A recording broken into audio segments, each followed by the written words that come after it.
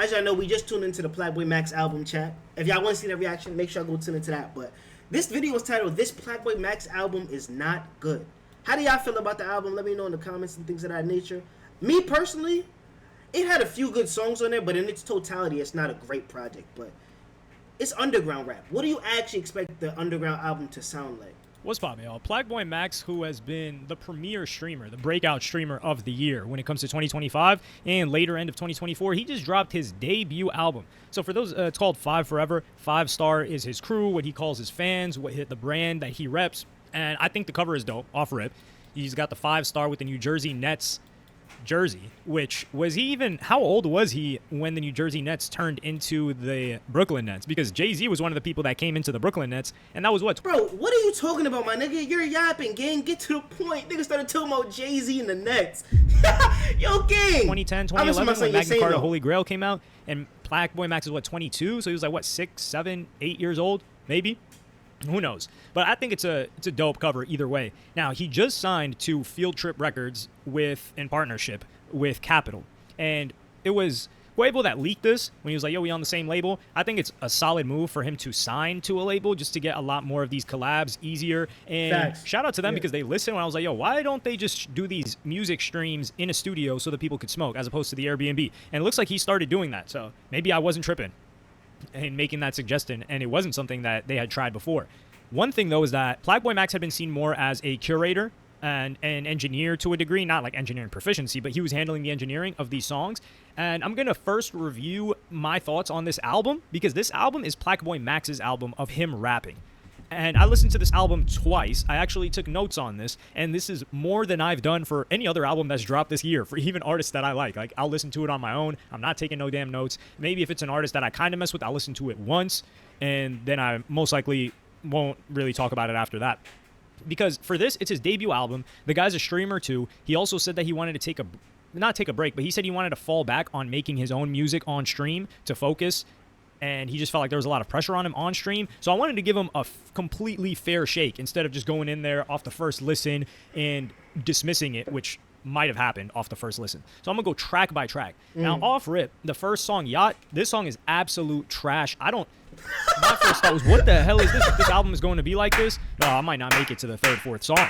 And I had already committed. So this song, garbage. The beat, whatever the hell he did to his vocals, all that mashed together, it's like one big dookie sandwich. And it's the first song, too. Usually that's the one where you want to establish to a listener that's never heard of his music before, especially him rapping. Many people have seen him and seen what he's done with music, but they haven't really heard him rap. Maybe they heard Pink Dreads. So this, oh my goodness, what a terrible first impression. But I sat down and I continued to soldier through for you guys.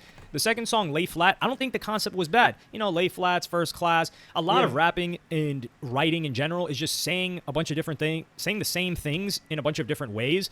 And that's where creativity comes from. I think a lot of creativity comes from constrictions as opposed to like, yo, there are so many other things to talk about. Not really. There aren't that many things to talk about in life in general. However, you could say many different things in different ways. So I thought the concept wasn't that bad, but the song is trash. Now, the writing wasn't terrible. Now, Plaqueboy Max, we're not going to say his writing ever impressed me to any degree, but I can understand what's like, okay, the writing here is not too bad. But the delivery is just like off on this song. It doesn't come across well. The melody and the flow just sucks. I'm going to be real with y'all. Underground artists aren't like polished niggas at making music and rapping. That was never who they were, and I feel like that's why he feels how he feels about the album. It sounds like off that first song, he just feels like this was like an unpolished kind of vibe. And that's what underground, like, oh, Summer Sun is so unpolished, it's crazy. But they jack it because it's good vibe music. Bro, your man said shorty ass soft like bubbles, and niggas in TikTok comments told me to just vibe unk. Bro, that's bad music. What are you rapping about? But that's just, like, it's just vibe, you know? So we're not off to a great start. Number 3 was Tank Davis, and I was just like, in my notes, I just wrote, WTF is this? It's just a mess. Yeah, that's what the song felt like, a complete mess. I understand that, Tank. I understand that, Tank. This is only 13 songs. Let's see if we can soldier through. The song 7, was the first song that was actually decent. You know, like, I raised my eyebrows, like, okay, like the not bad face. And the flow fits well with him and the beat. So I thought the song was okay. I actually liked this song. And then after that, it's Swag 2. So this song, Swag 2, it wasn't trash like the first 2 songs, but it was just forgettable. I feel like the delivery and the vocals were supposed to be like a little bit spacey, considering the way that the beat feels. But it just sounds like something old Uzi would mess with. And if old Uzi was messing with this, it wouldn't sound like this, how the song ended up coming out. So Swag 2, not a fan of it. Now, Rockstar, that's just whack. This isn't even music. It just sounds like noise put together. So I did not mess with that song. Now, track number 7, Dave. This is the hardest beat thus far that also matches his style. The delivery on here was on point by Plaqueboy Max. And I think this is one of those songs. This is the first song where I'm like, okay. Or maybe the second song because I liked 7. But this was the first song where I said, okay, he's showing me what he's capable of making. But then after 38 seconds specifically, I was like, wait, what the hell is he doing with this switch up on the flow? And his rap as well. Like, you see how when he does like certain experimental things, it just falls apart, bro? I'm glad somebody else realizes that, gang. Like, he had me and then he would just lose me, bro. It got worse at that point after 38 seconds, but then it picked up later. So I don't know if this song was supposed to be shorter or what. And this is a recurring theme that we're going to see throughout this project. Yeah. But we saw some glimpses of like, okay, I see what you're doing. And then it's just taken away. Track 8, Yacht 2. This is Dookie Garbage. And this song, if I was a Plaqueboy Max hater, and I was like, I'm going to make sure that everybody that's heard of this guy but hasn't heard of his music, they never listen to it again, this is the song. This is the first song that I would show them. I'll be like, yo, this song perfectly encapsulates Plaqueboy Max. I'd send that to them. That's how bad it is. Or that's how bad I think it is. Track 9, Paid For. This is a smooth beat. And the background vocals, whoever's wooing in the background, sounds like Plaqueboy Max. But it's flows smooth on this. He flows smooth on this. I would say it's like the third good song on here, maybe second good song if we're talking about like at this point. But the second half, after 1 minute, it feels like the song was supposed to end. It just gets worse after that mark with his last verse. And this is clear Drake influence, but there's nothing wrong with that. The guy's clearly listened to a lot of different music. He's taken input from. I think when the song feels like it's supposed to end, it's him running out of like motivation to make the new song. Because like as somebody that writes music, when you get high and then you're in the booth, you find a spark of inspiration. But after a certain point, sometimes it's like, damn, I don't really want to rap on this no more. But I gotta finish it off real quick. Let me just do this. Dead ass. But a nigga like me, I'm not gonna sit there and get the song done. I'm gonna just come to it another time. From a lot of different artists. And he's trying a lot of things here. Pink Moscato, track 10.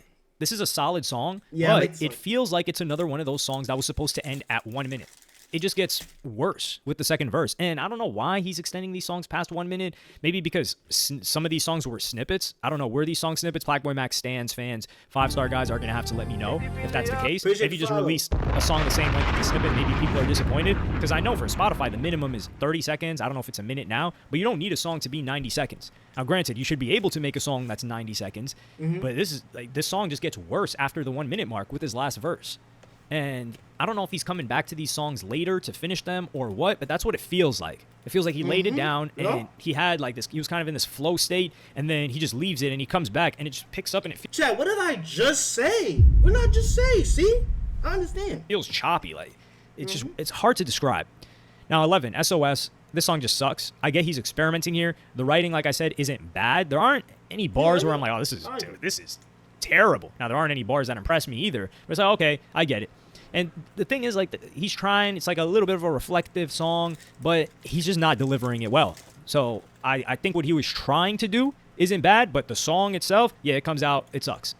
East Coast, I'm not a fan of this song. Maybe, like, more underground, like, newer guys, they mess with this, newer fans. But this song is just not good.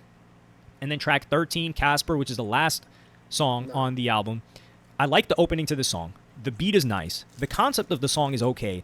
But after 35 seconds, it's like he just struggled to find some bars. It's like he tripped and fell and like caught his balance again. And he just stumbled and loses the flow a little. Like the melody after a minute just does not hit with his voice. I don't know if he needs vocal work, or I would say if he just kept rapping the whole time and didn't try to switch it up in that song and trying to hit that at 1 minute, it would have been solid. And like after 1 minute and 45 seconds, he's like, it ain't nothing for me to F a hoe and go Casper. Like, why is that even part of the song? It just makes the song worse. And it's not because of what he's saying. It's just the way that it sounds on the track. It's like we got to peel back the layers. And a lot of these songs, like a couple of these songs that I almost liked, they just had to be cut shorter. And that's one thing that I do respect about Plaqueboy Max is that he made this quite condensed in 13 songs. And this is to his detriment sales-wise. I don't think sales is even a conversation for this that we should have. Like, we got to give the guy grace. He's not a mainstream artist. He said everybody's a critic. Yes. Everybody, when somebody cares about something, everybody always gives their opinion. The only time niggas complain is when people put it on like social media or for the rest of the world to hear it. Because you could have an opinion about something and only tell your friends, and it's perfectly fine. But the reason why you said that is because this nigga came online and said it. Now, this nigga's main channel has like 100 something K, and his second channel has like 60K. So it makes sense on why people care for his opinion. So I don't, literally everyone in the world is a critic. I don't see how that's not something you could complain about, because that's literally what the world is. Like, niggas will just give their opinion on anything. Like, this nigga came up by giving his opinion on music. I give my opinion on anything in life, and yeah, this nigga's also giving his opinion about music. That's literally just how this shit works. Niggas give their opinion on basketball, their takes on basketball. That's what ESPN is. Like, literally, that's just, I ain't gonna lie, that's one of the many ways of why the world, like, works, like that ass. If niggas wasn't giving their opinions on shit, social media would not exist. That's a real take. That's a real take. Artist, I'm just really going to appreciate Yeet here. Now, there is some Yeet influence on some of these tracks. Yeet is also a label made of him because he's with Field Trip Records. Man, Yeet, it just goes to show, like, that guy is actually incredible in comparison to Plaqueboy Max. And one thing that Plaqueboy Max, it feels like when he's rapping, is that it's somebody that never really learned and harnessed the fundamentals. So, for instance, like XXXTentacion, right? Like, the music that he was making, he showed, like, yo, I can actually rap. I learned how to traditionally rap first. And I told y'all, Plaqueboy Max is an underground listener, bro. He was doing streams where he would listen to albums he's never heard before, and he's listening to Kanye West old shit. Like, he didn't tune into this, bro. He's a underground listener. This is somebody that he's somebody that grew up on SoundCloud and SoundCloud rap, and I could hear that in his music. And I don't know if it was on No Jumper where he just busted into a freestyle. Juice WRLD, that's somebody that made more like SoundCloud-ish music, if you want to call it that. But we heard the guy freestyle. The guy could clearly rap. He had the fundamentals down. Lucky is another guy who has a different style of music. You wouldn't call him lyrical, quote-unquote, but the guy's got bars. If Lucky wants to rap, write up an actual rap song traditionally with the basics of the game, the fundamentals, he could do it. I would say he could probably do it as well. But Plaqueboy Max, I don't know if he can do that. And that's the thing. It seems like Plaqueboy Max just like heard and he tried to start punching in and just learn as you go. But a lot of these other artists, to break the rules, you first got to know the rules and be able to do them well. Like, for instance, you've got the fundamentals of boxing, right? Like, cover your hands. You've got the fundamentals of like how layups are done. You've got the fundamentals of skateboarding. Like, everyone learns the trick the same. However, it's expressed differently the better someone gets. So the more experience someone gets, like you see top fighters and they fight differently. Like, yo, why does this guy keep his hands down more? Or, like, why is there different styles for elite fighters that have been champions? It's because that's how they express the style. But they all learn the same fundamentals. And in rap, no matter how you want to sound, you got to learn the fundamentals of rap to be able to switch up. And I don't know if Plaqueboy Max learned the fundamentals of rap. I could be wrong, and I would like to know if I'm wrong. But that's what it feels like. I'm also not convinced that him being a rapper is the best idea. And also why I think he can't. I think it's almost impossible to do this is because rapping is hard, man. Making good music is hard. This also made me not only just appreciate Yeet, Sofego, please hurry up and come back. It made me appreciate you too. Even Netspend and like Osama-san. I was never really an Osama-san like hater. I'm not. Plaqueboy Max is better than Osama-san and Netspend. What are we doing? He's for that. Really too much of a listener of him. Netspend, I was for sure a hater. That guy's music was trash. But even him, I'm like, okay, this guy clearly has been making music for years, and that's his main focus. Plaqueboy Max, this guy's streaming all the time. And being a rapper while streaming all... Max was rapping before he was streaming, and he always was making music on the side.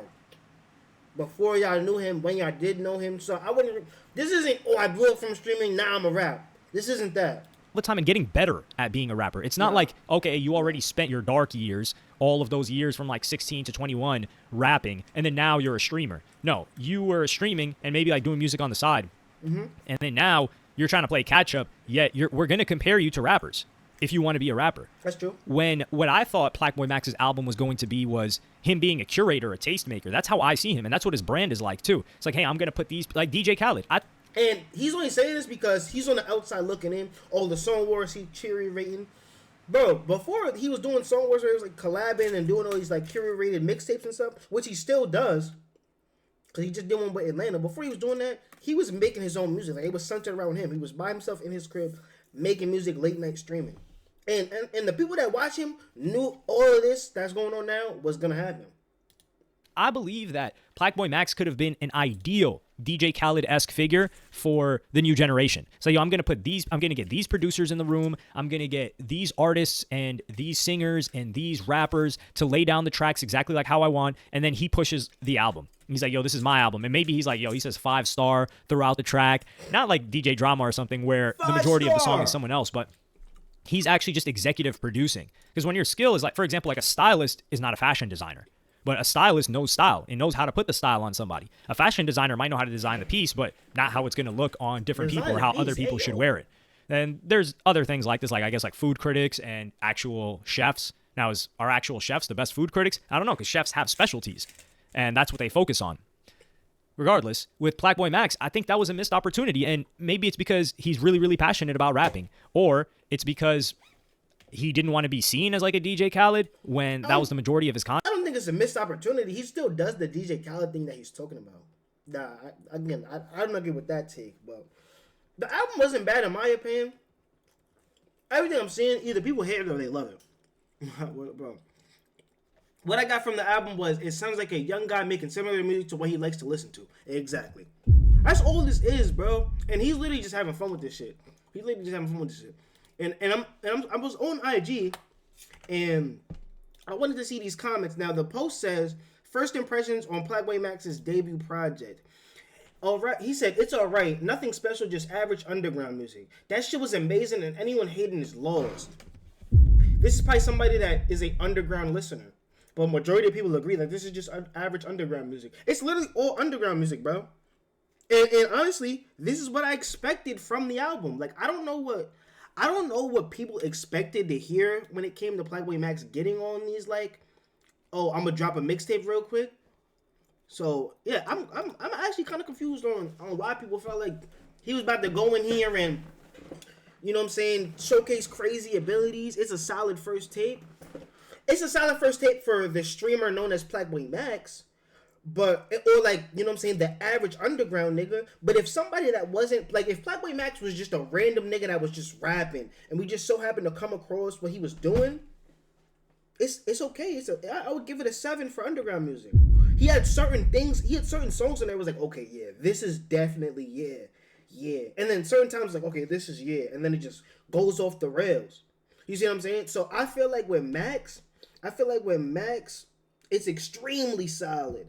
I feel like with Max, for him, it's really good because of who he is.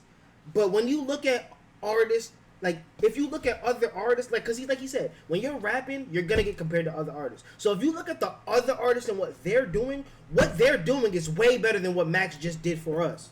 Right or right, chap? He in the room with certain people that should elevate him above the rest, but it's solid. Yeah, again, I think he's just getting high, making music. Quarter Vibe made some music off inspiration, and that was that. Which is perfectly fine. Y'all let me know how y'all feel down below in the comments, ladies and gentlemen. Let me know how y'all feel about the Max album. I'm going to catch y'all later, man. Say that.